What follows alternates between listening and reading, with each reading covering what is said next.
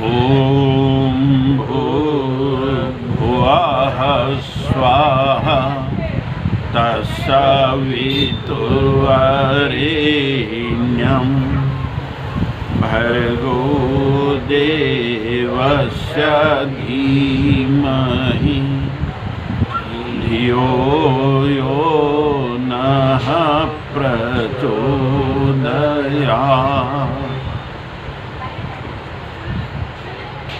अज्ञानतिमिरान्धस्य ज्ञानाञ्जनशलाकया चक्षुरुन्मीलितं येन तस्मै श्रीगुरुवे नमः।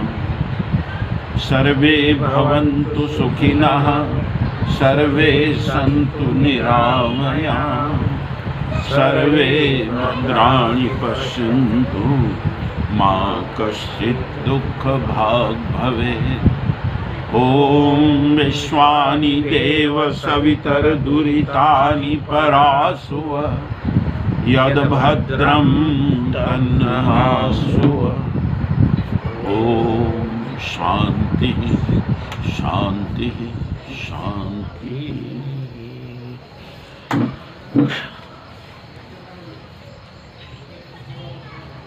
कल कुड़कुड़ाते भर ही न रहें, इस विषय पर चर्चा हुई थी। व्यामोह के कई प्रकार हैं। अपनों के प्रति मोह ये सभी जगह देखा जा सकता है, परंतु आज तो दुष्टता और मूढ़ता के प्रति व्यामोह, ये बड़ी समस्या है जिसने हमें असहाय और कायर बना दिया है। न तो सत्य को अपनाने का साहस है और न असत्य को त्यागने का। वर्तमान परिस्थितियों को लेकर के कुड़कुड़ाते जरूर हैं कि अनुपयुक्त विचारणाओं से हम सभी ग्रस्त हो गए हैं, ये सब जानते हैं। पर इन परिस्थितियों पर मात करने के लिए कोई कमर कसकर खड़ा होने के लिए तैयार नहीं। आज का विषय श्रेष्ठता का मूल्य मत गिराइए।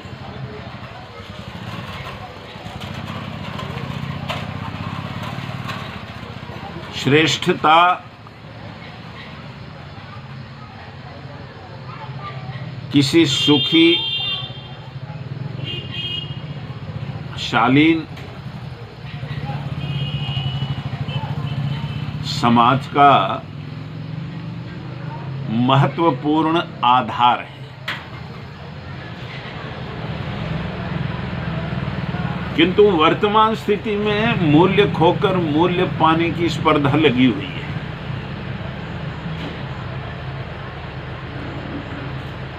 मूल्यों की परवाह नहीं, जीवन में मूल्यों को स्थान होना चाहिए,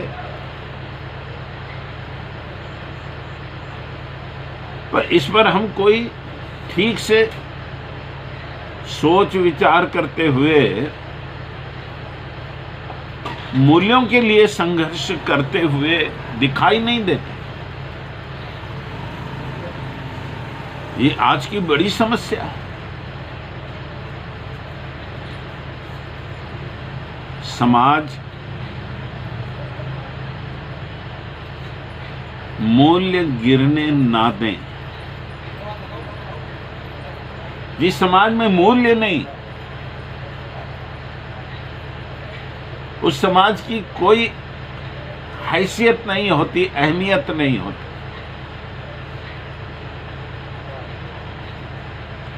और सदैव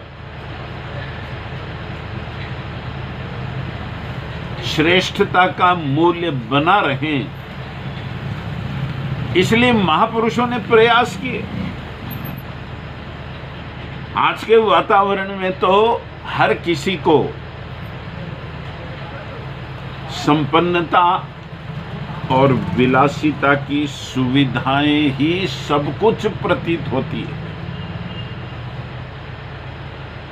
मूल्यों की कोई बात करें तो ये परामर्श मिलता है, सलाह मिलती है कि वर्तमान का प्रवाह जिस दिशा में चल रहा है उसमें चलो। ये परमार्थ की कष्ट साध्य प्रक्रिया से कोसों दूर रहना ही लाभदायक है, यही परामर्श मिलता है।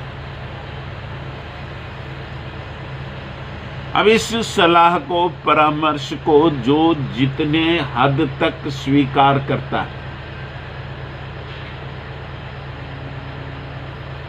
उस आदमी को उसी सीमा तक स्वार्थ रत रहना पड़ता है, जितना स्वीकार करो। ऋषियों ने समाज की व्यवस्था निर्माण की, 4 भागों में उसका विभाजन किया, जीवन का भी 4 भागों में विभाजन किया। ब्रह्मचर्य, गृहस्थ, वानप्रस्थ और संन्यास आश्रमों के रूप में समाज को भी 4 भागों में विभाजित किया। ब्राह्मण, क्षत्रिय, वैश्य, शूद्र। विकार आते हैं, मूल भाव जैसे जैसे सिमटता चला जाता है तो विकृतियां जो हैं पनपने लगती हैं। इसलिए हम व्यवस्था को ही नष्ट करने की योजना बनाते हैं। मान लो किसी सड़क पर दुर्घटना हो गई,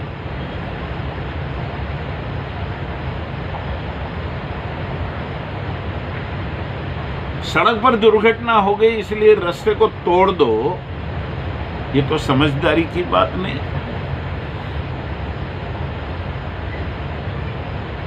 रास्ता तोड़ें या रास्ते पर चलने के नियम सीखें, सावधानी बरतें। समझदारी का उत्तर तो यही है कि रास्ते पर चलने के नियम सीखे।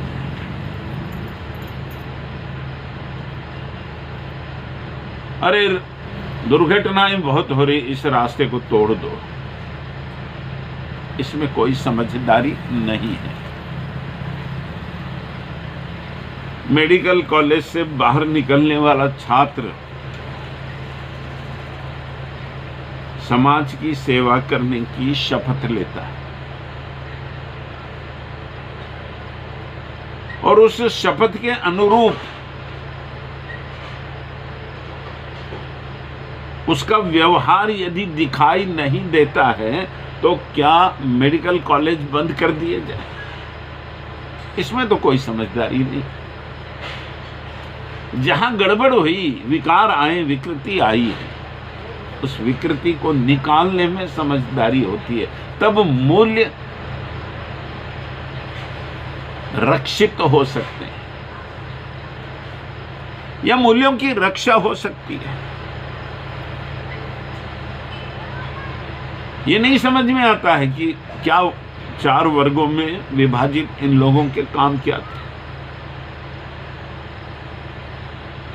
हमको संबोधन से ही द्वेष हो जाता,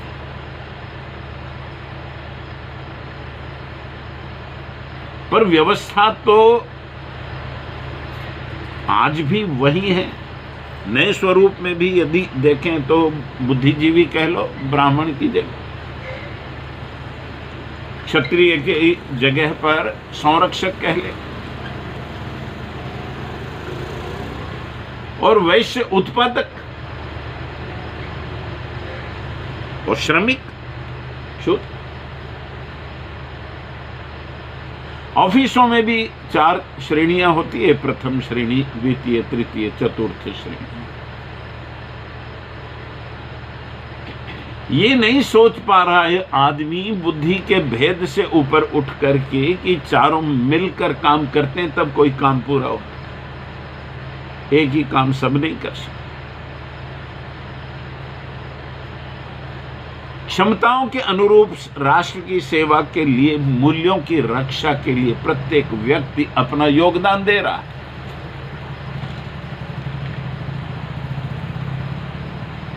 पदों पर हो तो पद की गरिमा किसमें? हम पद से अपनी गरिमा जानते हैं या मानते हैं, लेकिन पद हमारी ईमानदारी से और मूल्यों की रक्षा से गरिमामय होता है। पद को गरिमामय कौन करें? मूल्यों की रक्षा कैसे हो? व्यक्ति पद से गरिमामय हो रहा है, व्यक्ति से पद भी गरिमामय होना चाहिए, तब मूल्यों की रक्षा होगी। अन्यथा मूल्यों की रक्षा कैसे हो सकती है? योग्यता, प्रकृति, परिस्थिति और अभिरुचि के अनुसार कार्य का विभाजन किया जाता था।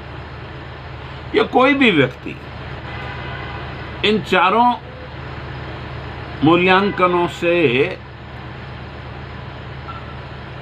किसी भी विभाग में प्रवेश कर सकता है।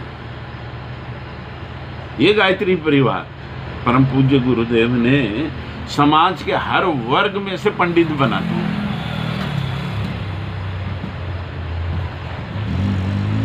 ऐसा कोई वर्ग देश में नहीं बचा जिसमें पंडित नहीं बनाए। समस्त उपजातियों में पंडित खड़े कर दिए। जिसको रुचि है आ जाए, मूल्यों की रक्षा के लिए, संस्कृति की रक्षा के लिए, गुणों की रक्षा के लिए। गायत्री मंत्र और यज्ञ को लेकर के जितने प्रतिबंध थे सारे हटा दिए, नई स्थापनाएं कर दिखा दी। इसी को क्रांति कहते हैं। वो समय चला गया कि बाजू में कौन बैठा है देखता था। आज सही परिभाषित हो चुका है यज्ञ की यजमान बैठा है और कुछ नहीं मालूम।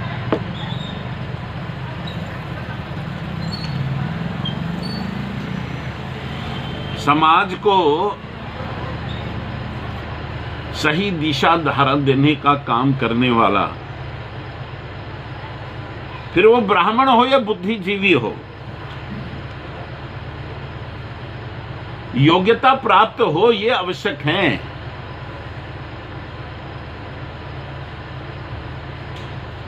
जिसकी छात्र प्रकृति हो वो क्षत्रिय बने। राष्ट्र की सेवा वह भी कर रहा है, यह भी कर रहा है, श्रमिक भी कर रहा है और उद्यमी भी कर रहा है। सब मिलकर राष्ट्र का विकास है, सब मिलकर राष्ट्र का गौरव है। इसमें से किसी की उपेक्षा करो तो पक्षाघात की तरह राष्ट्र का संबंधित अंग कमजोर दुर्बल दिखाई देगा। आपसी सामंजस्य जहां नहीं है वहां फूट निश्चित होती है, वहां वैमनस्य भी होता है। फिर वो परिवार संस्था से लेकर समाज या राष्ट्र तक आप एक ही चिंतन कर पाओ। सामंजस्य नहीं तो घर घर कहां है, और समाज समाज भी नहीं है। नामधारियों से काम नहीं चलेगा। इसलिए मूल्यों की रक्षा करने के लिए हम सबको आगे आना पड़ेगा। लोगों ने अपने प्राण तक गंवाए मूल्यों की रक्षा की। एक महाराजा चुड़ावत हो गए राजस्थान। रानी हाड़ा अति रूपवती थी, सुंदर। हाड़ा की रानी। अब राजा विवाह के पश्चात इतना विलासी हो गया कि उसका पौरुष घटता चला गया।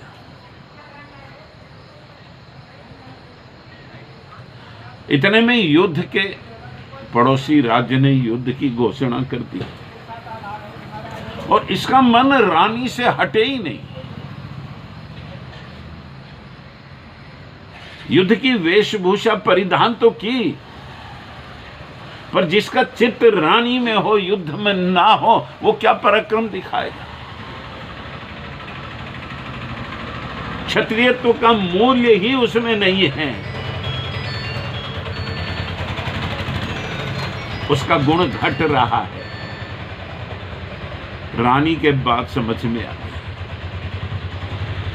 दासियों को बुलाया, एक चिट्ठी लिखी और अपनी गर्दन काट कर थाल में रखवा दी, राजा को भेंट कर। जिसकी आसक्ति में, जिसके व्यामोह में तुम अपना पौरुष भूल रहे हैं,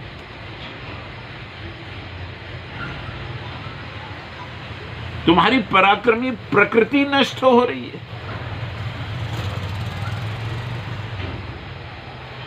हाड़ा की रानी के इस बलिदान ने राजा चूड़ावत का वो पौरुष लौटा दिया। भयंकर युद्ध हुआ, विजयी होकर के लौटा, पर रानी को बलिदान देना पड़ा। लोग मूल्यों की रक्षा के लिए, राष्ट्र की रक्षा के लिए, गुणों की रक्षा के लिए, श्रेष्ठता की रक्षा के लिए बलिदान देते थे। ऐसा ही तो था ब्राह्मण वर्ग, जो अपनी बात नहीं सोचता था, अपने लिए नहीं जीता था, अपने परिवार के लिए नहीं जीता था, समाज सोचता था ये सारी बात, पर सबको दिशा देता था, श्रेष्ठ मार्ग पर चलने के लिए प्रवृत्त करता था,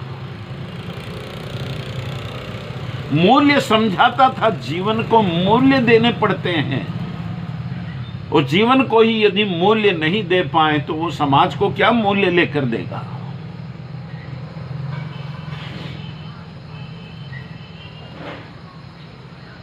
मूल्यहीन व्यक्ति से उनका समाज गौरवान्वित हो ही नहीं सकता। ये कैसे संभव है? शिवाजी महाराज के जीवन की घटना सभी जानते हैं।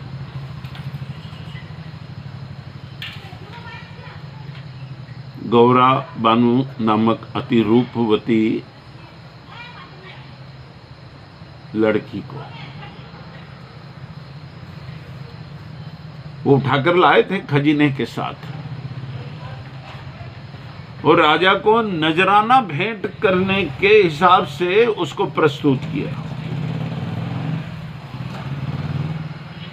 उसके रूप सौंदर्य को देखकर शिवाजी महाराज के मुख से बरबस निकला कि यदि मेरी मां इतनी सुंदर होती तो मैं कितना सुंदर होता। मातृभाव से देखा उसको। ये मूल्य है।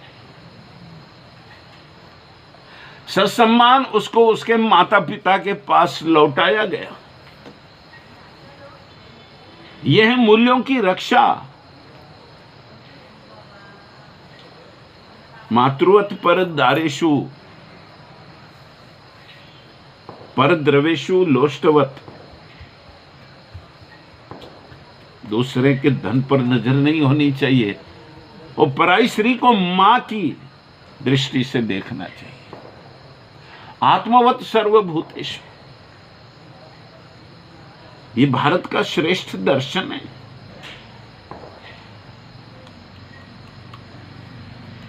अब श्रेष्ठ की रक्षा कौन करेगा? धर्मो रक्षति रक्षिताः।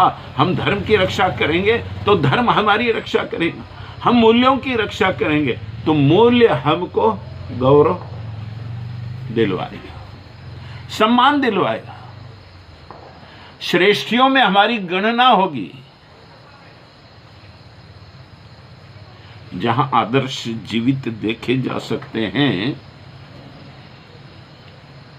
वही मूल्य समझे जा सकते हैं, वही मूल्य पाए जा सकते हैं। कोरी चर्चाओं में क्या रखा है? आज तो हम मूल्यों की रक्षा करने के लिए तैयार ही नहीं। फिर इतिहास का एक उदाहरण है कि हरि सिंह नलवा बड़ा योद्धा था पंजाब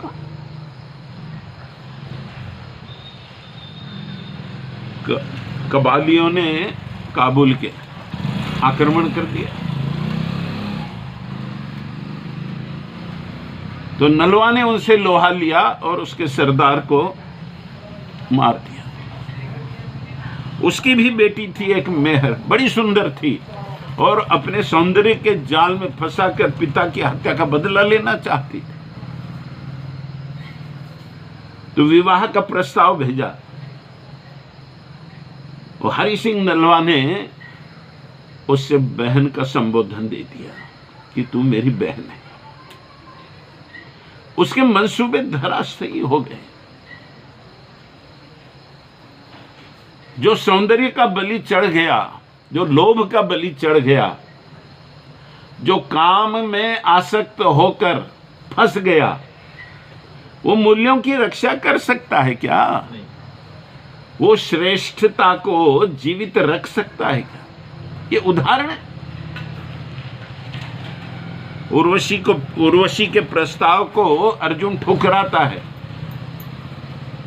तभी दिव्यास्त्र प्राप्त करने का अधिकारी बनता है, तब तक नहीं। तो मूल्य पाने के लिए मूल्य चुकाने भी पड़ते हैं।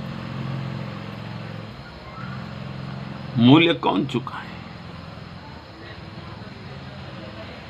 हम तो विलासिता को सब कुछ मान बैठे, संपन्नता को सब कुछ मान बैठे, और संपन्नता प्राप्त करने के लिए किसी भी मार्ग का अवलंबन करने के लिए तत्पर होते हैं। अपने ही पैरों तले अपने ही मूल्यों को, मानवीय मूल्यों को कुचलते हुए नजर आते हैं, रौंदते हुए नजर आते हैं। विलासिता में डूबना, जो जितना भोग कर ले उतना ही जो है जीवन का आनंद वो ले रहा है। तो व्यवस्थाएं चरमराते देर थोड़ी लगती है। समाज इसीलिए बने कि समाज में भी जो है व्यवस्थाएं बनती है, नियम बनते हैं, अनुशासन लागू होते हैं, और मर्यादाओं की रेखाएं खींची जाती है। इनको भंग करने वालों को सजा दी जाती है, उनको उपेक्षित किया जाता है, उनको दंड दिए जाते हैं। ये व्यवस्थाएं हैं। श्रेष्ठता गिर ना पाए, मूल्य नष्ट ना होने पाए, इसलिए व्यवस्थाएं बनाई। किसने बनाई? मनुष्यों ने मनुष्यों के लिए बनाई। जिसकी सोच जितनी विकसित हुई, मानवता जिसके भीतर जिस प्रमाण में बसी, उसने उतना ही गहरा चिंतन किया कि ये मानव जाति सुखी कैसे रह सकती है, ये समृद्ध कैसे हो सकती है। योग्यता के विकास के साथ सामर्थ्य का सदुपयोग कैसे करना, ये भारतीय संस्कृति सिखाती रही।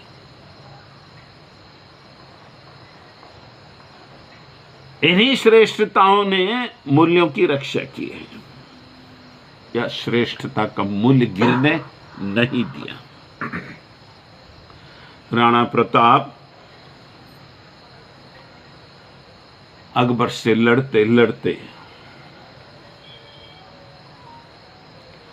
सब कुछ नष्ट होता चला गया, वनों में भटकता रहा, शरण नहीं गया अकबर की, स्वाभिमानी था। पर उसके जीवन में एक प्रसंग ऐसा आया कि बच्चों को भूख से तड़पते हुए देख नहीं पाया। अपने लिए नहीं, पर बच्चों की भूख ने उसे तोड़ दिया और संधि की बात सोचने लगा। इतने में भामाशाह सैकड़ों ऊंटों पर अपनी संपदा लेकर के वहां पहुंचा। इतिहास प्रसिद्ध है भामाशाह का दान, और उसके चरणों में अर्पित कर दिया कि राष्ट्र के काम यदि ये संपत्ति नहीं आती है तो ये संपत्ति किस मूल्य की है, इसका क्या मूल्य है। आज ये मूल्यवान है यदि ये राष्ट्र के काम आ गई। फिर से राजपूतों को इकट्ठा कर अकबर को नाक ने चबाए, त्रस्त तो जरूर किया, पर स्वाभिमान गिरने नहीं दिया। राष्ट्र का वो भामाशाह मूल्यों का रक्षक, श्रेष्ठता का मूल्य उसने नहीं गिरने दिया। अपना सब कुछ अर्पण कर, श्रेष्ठता का मूल्य तभी सुरक्षित रह सकता है जब हम उसके लिए अपना सर्वस्व बलिदान करने के लिए तैयार हों, अपने स्वार्थ को, संकीर्ण स्वार्थपरता को छोड़ने के लिए तैयार हो कि समाज के मूल्यों से बड़े हम नहीं हैं। श्रेष्ठता का यदि हनन हो रहा है तो हमारा अपना कोई स्वार्थ पूरा हो, ये विचार भी मन में ना आए। गुरुदेव कहते हैं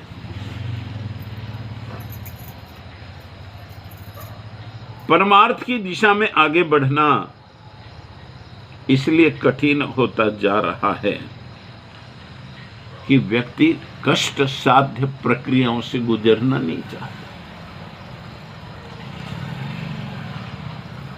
सब कुछ मुफ्त में मिले, ये मनोवृत्ति बन गई हमारी। परिश्रम से उगाएं, ये विस्मृति के गर्त में जा रही हैं बातें। सबको सब सरकार दे दें, नौकरी भी दे दें, घर बैठे अनाज भी दे दें और उपचार की सुविधा भी दे दें, और जिसको जो होना वो सब दे दें तो वो व्यक्ति ठीक, वो सरकार ठीक। इसमें हमारा क्या मूल्य है? पर इस सोच को कौन जगाएगा?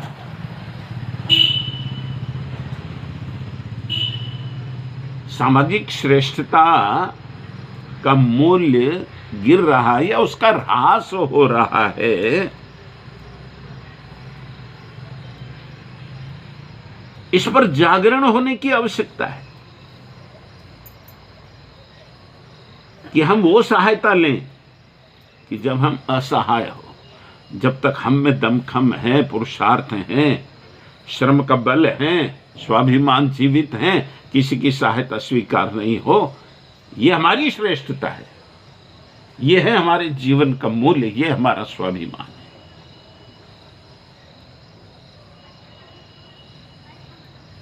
तो ऐसी सोच देने वाला वर्ग भी खड़ा नहीं हो रहा है और लेने वाला वर्ग भी तैयार नहीं है। कठिन परिश्रम करने पड़ेंगे इसके लिए।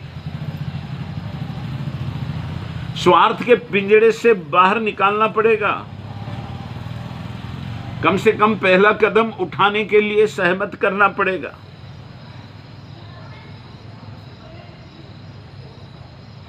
केवल कथन परामर्श से काम नहीं चलेगा। सब अंगुली निर्देश करते हैं। मीराबाई अपने समय की क्रांतिकारिणी महिला हो गई। सब यही कहते हैं कि मीरा कृष्ण भक्त थी, कृष्ण की दीवानी थी। पर 450-500 साल पहले जब मीरा हुई थी, उस जमाने की स्थितियों को समझें।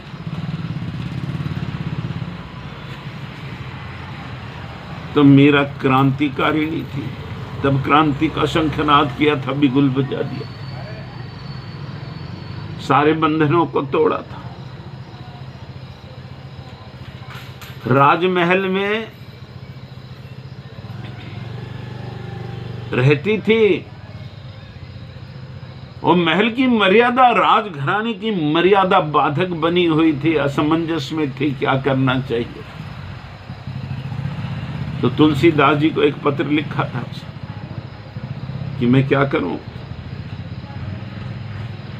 तुलसीदास जी ने उसके उत्तर में एक पत्र लिखा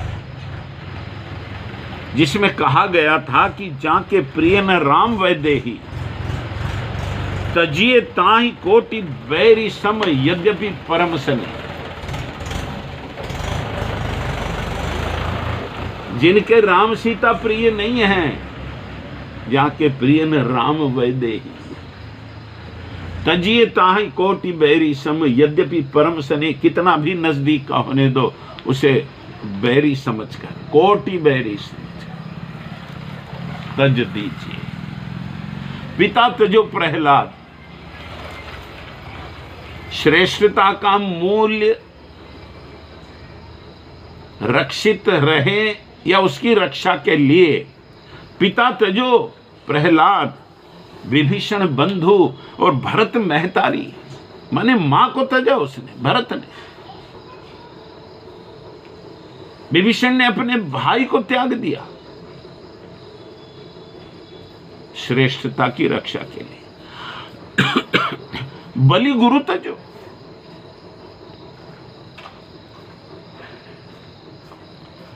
अकंत ब्रज बनितन भय मुद मंगलकारी। ब्रज को त्याग दिया था गोपियों ने कृष्ण के लिए, श्रेष्ठता के लिए। कहीं आसक्ति नहीं, कोई वैभव में फंसता हुआ नहीं दिखाई देता। और इस पत्र ने जो है बारूद का काम किया। वो मीरा महल से बाहर आ गई, घूंघट उठा दिया, घूंघट प्रथा का तोड़ दिया उस प्रथा को। गरीबों में गई। संत रविदास जी मीरा के गुरु थे, उनको गुरु बनाया, सबकी सेवा की, सबके बीच जाती थी, सड़कों पर खुले आम घूमती थी और समाज का प्रबोधन करती थी, लोगों को जगाती थी। किस लिए? श्रेष्ठता की रक्षा के लिए, समाज में आई विकृति और ज्यादती को नष्ट करने के लिए, आत्मवत सर्वभूतेषु सबको सम्मान दिलाने के लिए, सबको स्नेह और प्यार करने के लिए। सब समान हैं, सब प्रभु के पुत्र हैं, सभी में उसी का अंश है, ये समझाने के लिए। मित्रों, यही है मूल्यों की रक्षा। यदि श्रेष्ठता की रक्षा नहीं की गई तो सोचिए तो हमारे जीवन में क्या है। गुरुदेव का सारा आंदोलन इसीलिए है कि श्रेष्ठता की रक्षा करनी पड़ेगी हमें। मूल्य पाने के लिए मूल्य चुकाना पड़ेगा, त्याग करना पड़ेगा, श्रेष्ठ चिंतन करना पड़ेगा, उत्कृष्ट व्यवहार करना पड़ेगा। और इसके लिए सब तैयार रहें, तब सुखी समुन्नत श्रेष्ठ समाज की और राष्ट्र की निर्मित हो सकती है। मानवता कलंकित होने से बचाने के लिए श्रेष्ठता के मूल्य को किसी भी स्थिति में न गिरने देने का संकल्प सभी को करना होगा। ओम शांति शांति शांति।